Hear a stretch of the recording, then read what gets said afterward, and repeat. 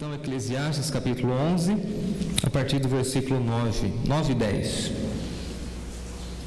Diz assim a palavra do nosso Deus: Jovem, alegre-se em sua juventude, aproveite cada momento, faça tudo o que desejar, não perca nada.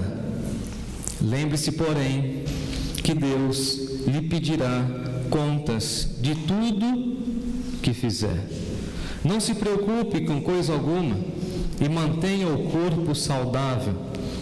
Lembre-se, porém, que a juventude e a vida inteira diante de você não faz sentido.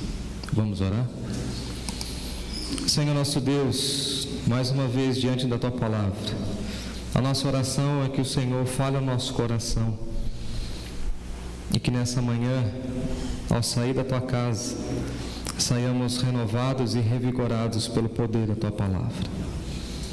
Obrigado pelos cânticos que já falaram ao nosso coração. Obrigado pelo momento de oração, onde nós podemos colocar e depositar diante do Senhor as nossas angústias, aflições e ansiedades.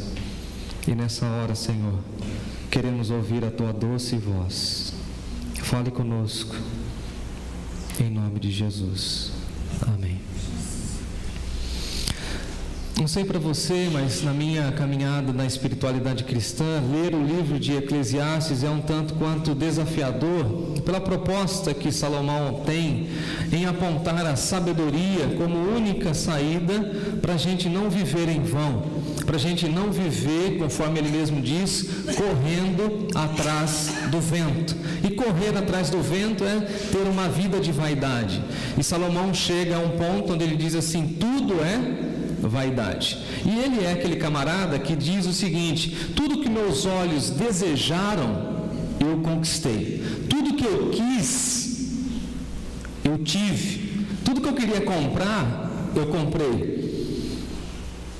Mas no fundo, tudo é vaidade. Tudo é correr atrás do vento se não tivermos uma vida de sabedoria. E nós depois temos no Novo Testamento Jesus, a expressão exata da sabedoria, ou seja, uma vida sem Jesus é uma vida onde você e eu estamos correndo atrás do vento. E certamente você conhece pessoas que estão correndo atrás do vento, e você pergunta: por que tanta correria, por que tanta agitação, por que tanto frenesi? E a pessoa fala assim: não, eu estou correndo, mas está correndo para onde? Você está indo em qual direção? Qual caminho você está tomando? Aonde você quer chegar? E a pessoa não sabe, porque ela está perdida. Simplesmente ela está seguindo o fluxo. Um dia desses eu precisei de uma informação num bairro, e aí o camarada falou assim: não, sabe o que você faz? Está vendo aquele monte de carro lá? Falei: tô.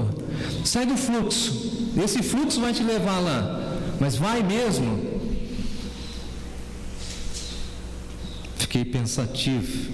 Em alguns momentos, lendo Eclesiastes, eu também tenho uma sensação que parece-me que Salomão vai dar um tom pessimista diante das demandas da vida, mas na realidade ele está mostrando que tudo é vaidade e somente a sabedoria que advém do temor do Senhor é que pode dar sentido para a vida. Então uma pessoa que não teme a Deus é uma pessoa que não entende o significado da existência humana. E aí então Salomão vai mostrar para nós, e principalmente para a nossa juventude, para os nossos adolescentes, e eu separei assim hoje de forma bem didática 3 pontos para a gente de uma maneira bem aplicada entender o texto. Por exemplo, a primeira coisa que eu queria ressaltar é o seguinte: viva alegremente. Repita comigo, vamos lá?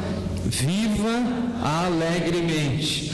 Uma das marcas de uma pessoa temente a Deus é o quê? É a alegria. E nós precisamos resgatar esse princípio cristão que é ter uma vida alegre. E a adolescência, a juventude tem que ter essa marca da alegria, da descontração, do sorriso, da espontaneidade.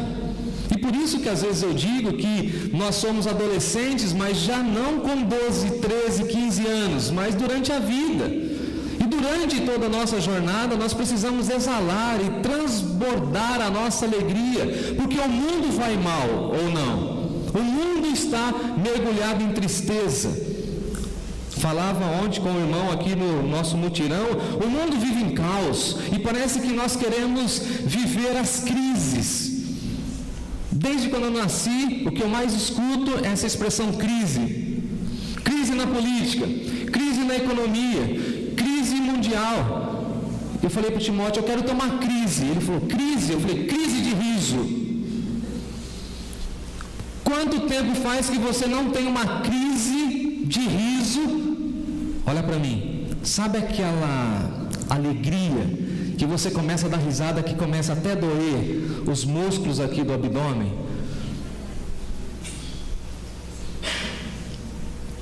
Ontem aqui no mutirão a gente deu muita risada. É ter uma vida alegre, é viver alegremente, independentemente das coisas que nos cercam. Isso é ser cristão.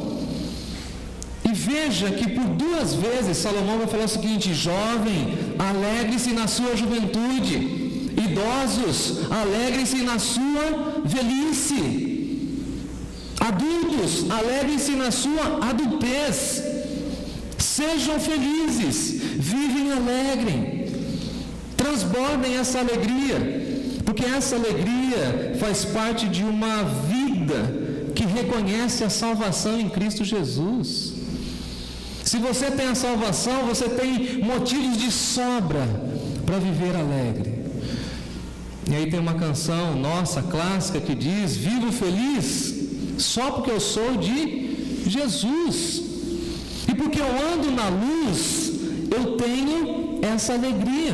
E alguém vai perguntar para nós, mas por que essa alegria exuberante? Por que esse sorriso bonito? Por que esse otimismo diante da vida? E nós diremos, porque o nosso coração é de Jesus, porque eu descanso nas promessas de Jesus, eu ando firme, resoluto nas promessas de Jesus. Eu não confio nas promessas humanas, eu não confio nas promessas da religiosidade, não, eu confio somente nas promessas de Jesus. E Jesus tinha uma vida alegre ou triste?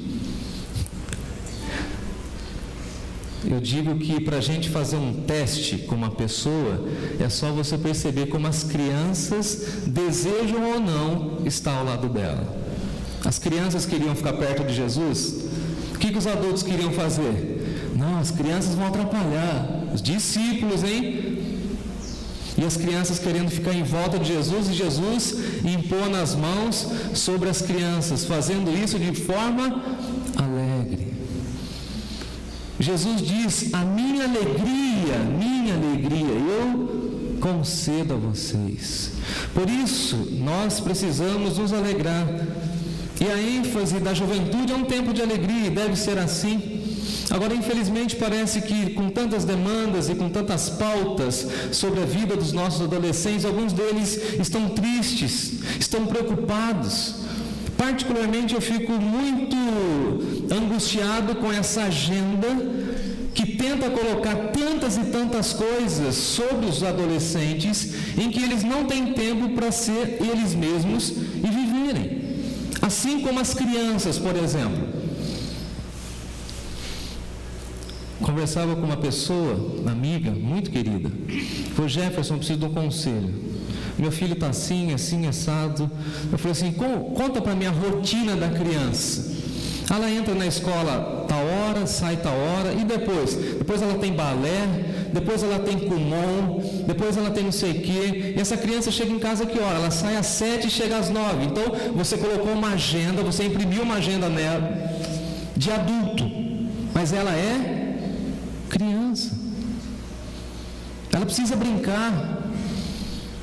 Pensando nos adolescentes que carregam tantas demandas, eu fico pensando, eles precisam de convivência, eles precisam de amizade, eles precisam de acolhimento, porque na escola tem sido difícil para eles, na escola tem sido pesado o ambiente, e eles precisam da igreja. E eles precisam ter essa alegria e ver em nós essa alegria. Agora, eu sei que alguém vai falar assim, mas nem todo mundo tem uma personalidade assim tão expansiva, tem algumas pessoas mais tímidas, mas aí o sábio Salomão vai dizer para nós que até uma pessoa tímida, mas que tem um coração alegre, porque a questão é, o coração tem que estar alegre. Às vezes o semblante não está demonstrando, mas o coração está alegre. E um coração alegre aformoseia o rosto. Quando você dá um sorriso, você fica muito mais bonita e bonito. Alegre-se. Abra um sorriso. Viva a vida dessa maneira. Porque a adolescência tem também essa proposta de que nós somos imbatíveis. Quem aqui foi adolescente?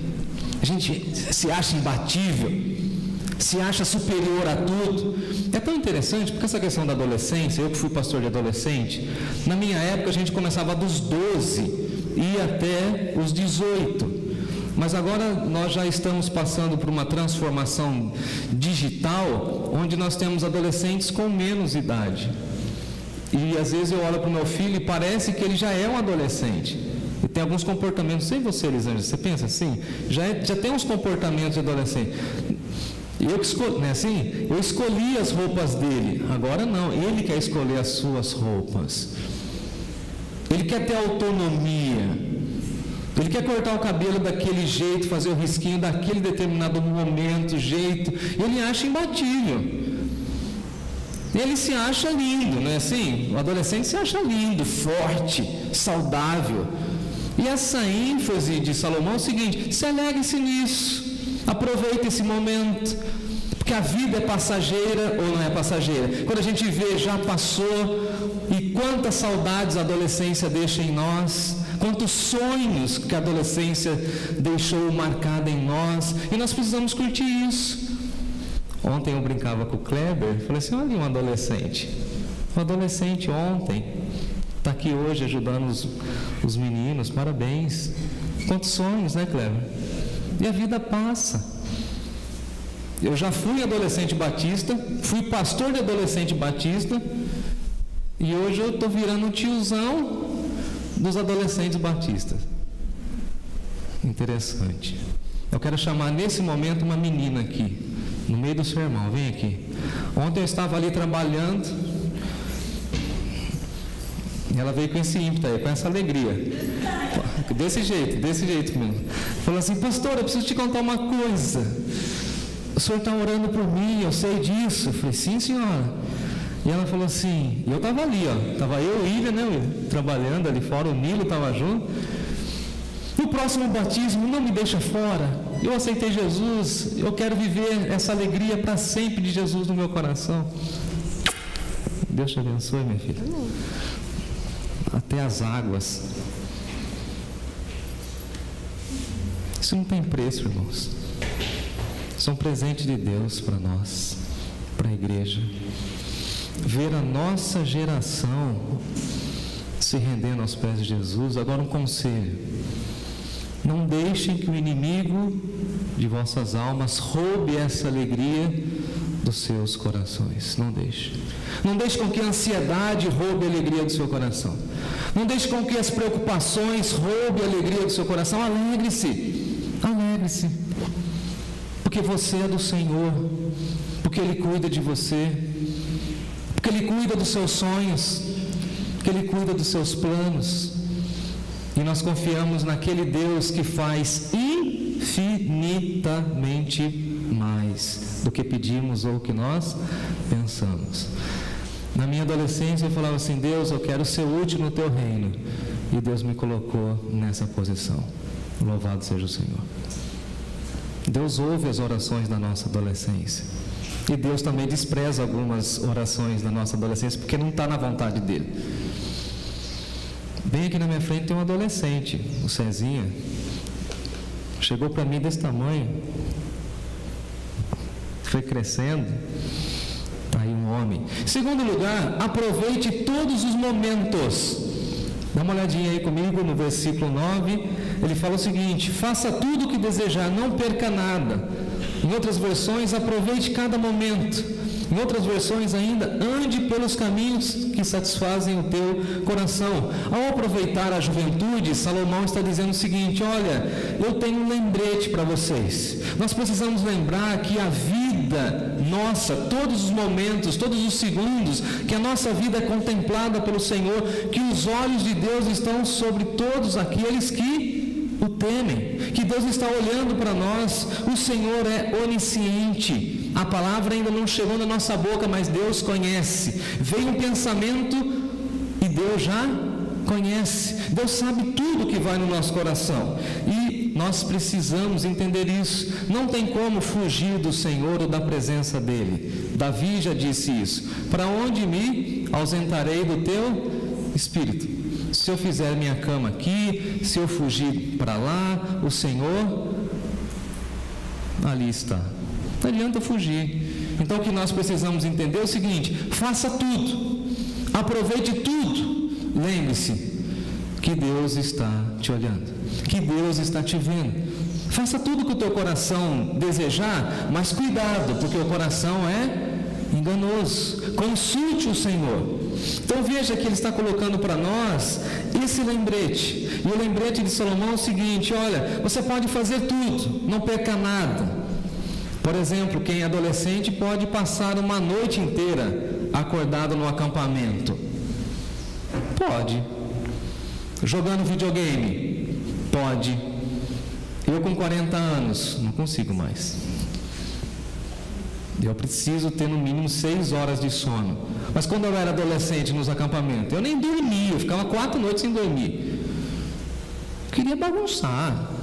Eu queria passar pasta de dente no rosto do outro. Queria trocar o travesseiro do outro. Eu era mais bagunceiro. Depois me tornei pastor de jovens, né, Vanessa? E precisava cuidar, né, Cezinha? Cuidar dos bagunceiros na noite inteira. Quando eu era pastor de adolescente, eu ficava lá com farolete para ver se não tinha nenhuma menina que estava saindo fora do quarto, né, Vanessa? Eu e Natália. Aí todo mundo: vocês não vão dormir? Eu falei: não, a gente dorme de dia. De noite a gente fica vigiando. Aproveitei aquele momento. Curti aquele momento. Hoje eu não posso fazer mais isso. Agora, preciso fazer uma colocação de um jovem ontem que nos marcou profundamente. William, você me pediu. Tem um jovem de 83 anos chamado Nilo. Vocês conhecem? Ou está ali. O Nilo veio para o mutirão. E o Nilo, o irmão Carlos, o Zé Maria, são os nossos sêniores. Nós falamos o seguinte: vocês são amigos de oração. Vocês vão ficar orando, ajudando a gente. Pega o rolo, pega a fita ali, pega uma água para nós lá e tal. Só parceria. Quando eu vi nas costas, cadê o Edivaldo?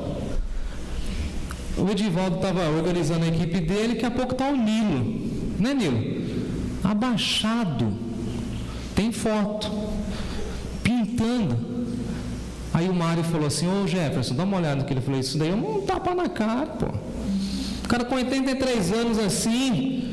Ô Nilo, você não está cansado não? Tem alegria no Senhor. Isso mesmo, aproveita o momento.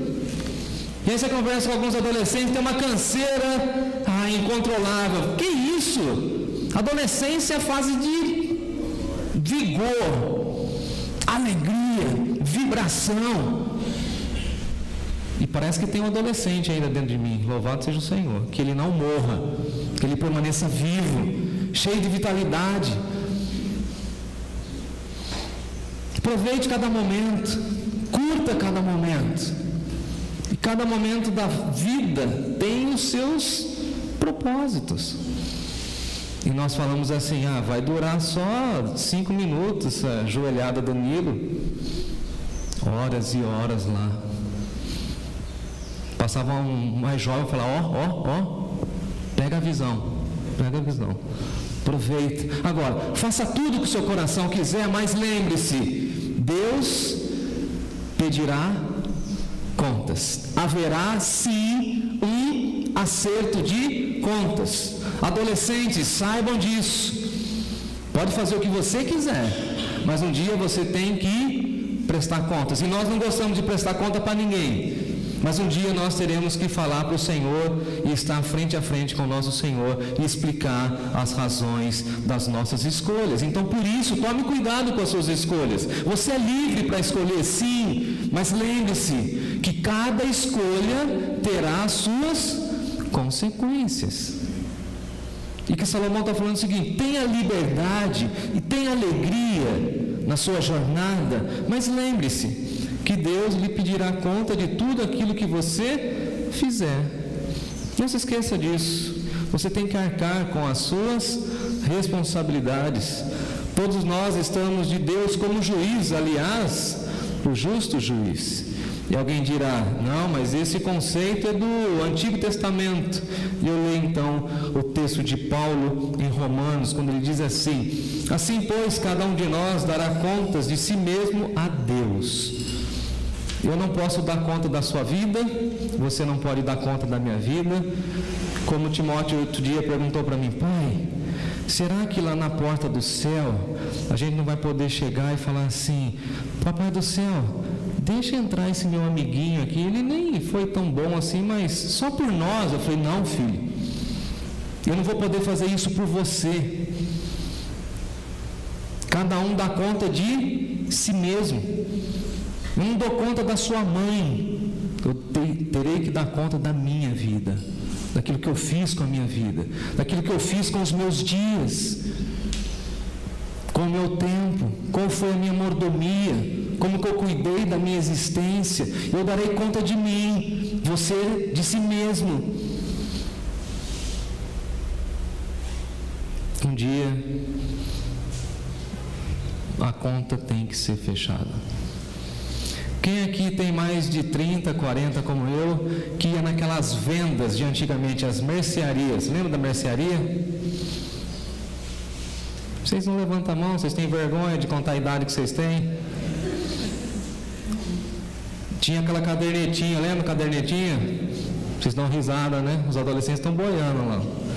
Cadernetinho, um livrinho, caderninho, pequenininho, onde marcava as contas lá no Paraná, né? Não era assim?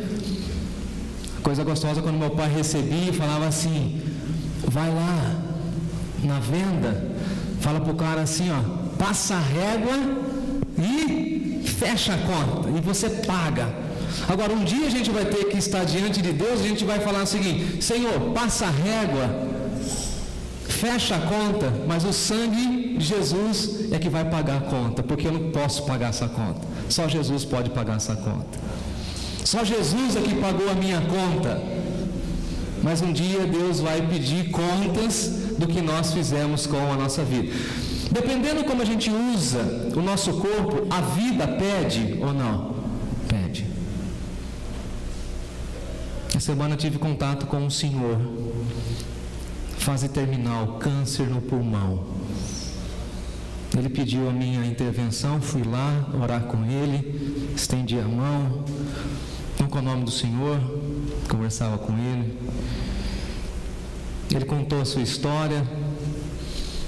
Em dado momento eu falei assim para ele: de onde surgiu esse câncer? Como que aconteceu isso e tal? Falar um pouco da doença. Como que o senhor se sente? Um detalhe: quando alguém estiver doente, não pergunta da dor. A gente tem essa mania, né? Como que está a dor? Como que está a doença? Pergunta como que a pessoa se sente, porque às vezes o sentimento dói mais do que a dor física. E aí ele fala o seguinte para mim: eu estou pagando o que eu fiz com o meu corpo. Sério? Por que, Senhor? Infelizmente, meu filho, eu assisti aqueles filmes lá do passado e via que era bonito, era charmoso fumar. Fumei a vida inteira e me arrependo disso. Deveria ter gasto a minha vida com outras coisas, mas fiquei aí fumando.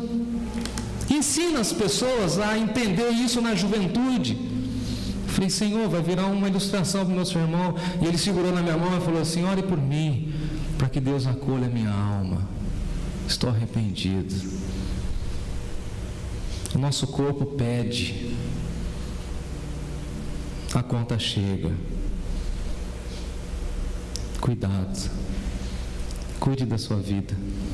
É o próximo ponto, versículo 10. Não se preocupe com coisa alguma, mantenha o seu corpo saudável. Não se preocupe com nada, e essa expressão pode sugerir assim uma vida irresponsável, mas a ideia é o seguinte: afasta do teu coração o desgosto. As versões mais antigas dizem assim: afasta do teu coração o desgosto, ou seja, na juventude, não se aproxime de situações que venham trazer dificuldades para a sua vida. Tome cuidado com as amizades, com as pessoas. E eu listei algumas coisas aqui para falar para vocês. Vocês estão comigo ou o sono já chegou?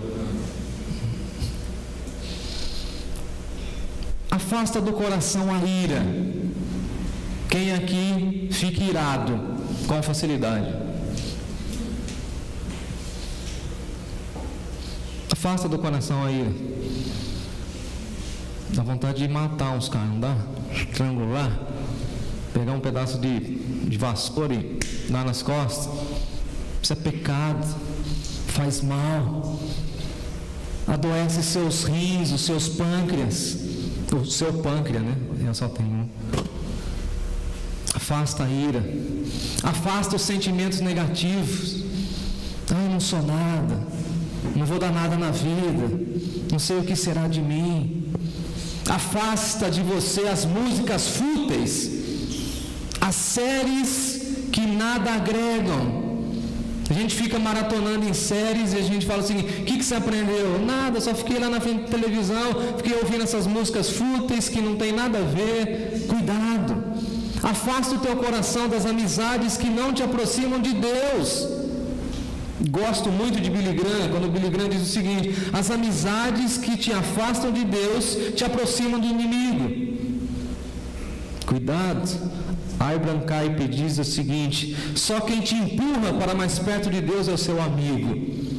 E eu gosto dessa ideia. Os amigos nos empurram na direção de Deus. O Riley vai dizer o seguinte: procurem amigos que os estimulem a ler e orar mais a Bíblia. Procure amigos que empurram você para a presença de Deus e afasta do teu coração o desgosto, a ira, a vaidade, e busque a sabedoria que vem do Senhor.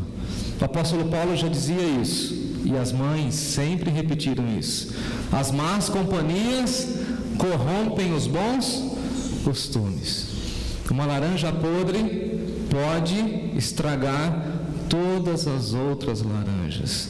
Um conceito apenas pode destruir e desviar uma vida dos caminhos do Senhor.